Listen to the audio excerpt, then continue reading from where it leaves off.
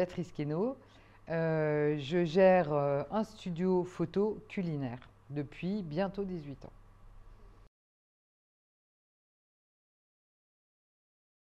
Dans les années futures, et vous me dites 2050, c'est un long futur, ça.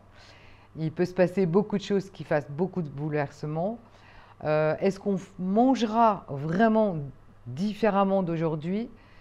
Il y a beaucoup d'éléments qui peuvent entrer en considération pour dire que soit on sera en pénurie totale, on n'aura plus d'eau et plus à manger, plus de protéines, soit on sera chacun dans notre coin à produire nos propres légumes, nos poules, nos lapins. Moi, je vois les deux scénarios totalement possibles. Si on écoute Monsanto, il faut faire de l'hyper-indus avec que de l'OGM et il faut faire de l'intensif et sinon on nourrit pas la planète. Les gens vont vouloir effectivement mieux manger, au moins des produits qui seront plus nourrissants. Eh ben, alors, plusieurs scénarios. Euh, je ne vois pas pourquoi, si on continue à pouvoir avoir tous les produits locaux, on changerait nos habitudes d'alimentation. Parce que les habitudes d'alimentation, elles sont beaucoup liées au mode de vie. Aujourd'hui, on voit bien qu'en fonction de notre mode de vie, on est plus actif, on va chercher du pratique, on a un petit peu plus de temps, on va cuisiner et on cuisinera toujours selon nos traditions, même si aujourd'hui on embrasse les, les, les façons de cuisiner de tas de pays. D'accord? Si on a accès à tout ça, on pourra continuer à manger bien, peut-être manger beaucoup mieux, parce qu'on sera vraiment préoccupé par la façon dont on se nourrit. Mais ça, c'est si on a des aliments. Si on n'en a pas, on peut aller jusqu'au Soleil Vert, hein, le film où c'était des pilules.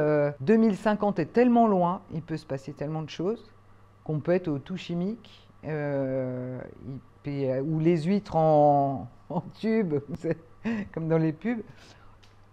On peut tout imaginer. Ça dépendra de beaucoup de choses.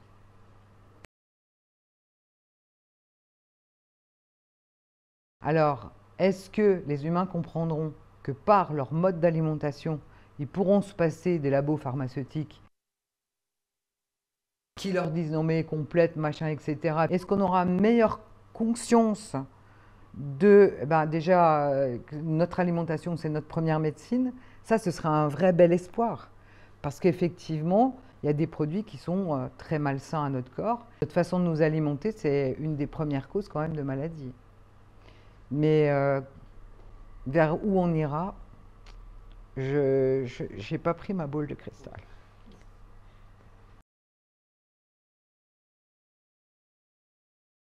Eh ben, j'espère bien qu'ils n'auront plus aucun rôle et qu'on pourra leur faire un gros fuck. Parce que franchement, ce sont les initiatives des humains qui peuvent pousser et faire en sorte qu'on arrive à un monde meilleur, meilleur pour les humains, meilleur pour la planète.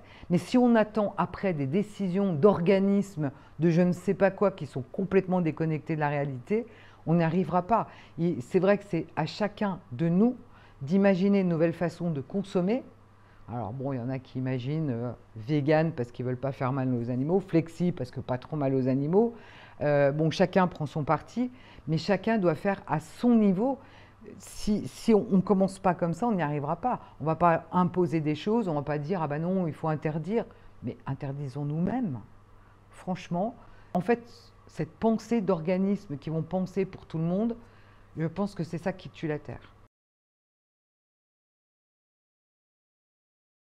Les hommes, bien sûr, notre défi, c'est de enfin considérer notre impact et puis à chaque niveau, et quels que soient les pays, d'être conscient de l'impact qu'on peut avoir sur notre environnement.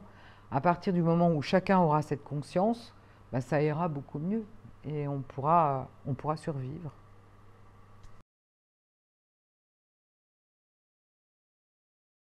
Soyez créatifs. Et puis, en fait, mais créer avec le cœur, créer avec amour, et de l'amour pour vous-même et de l'amour pour les autres, et créer des choses qui vous semblent bénéfiques. Là, on n'est plus dans un esprit de business maintenant. On est dans un esprit de développer des choses qui seront bénéfiques pour tout le monde. Et quand c'est pour tout le monde, c'est aussi pour soi. Donc mon conseil, c'est soyez hyper créatifs, mais il faut que ça vienne de là.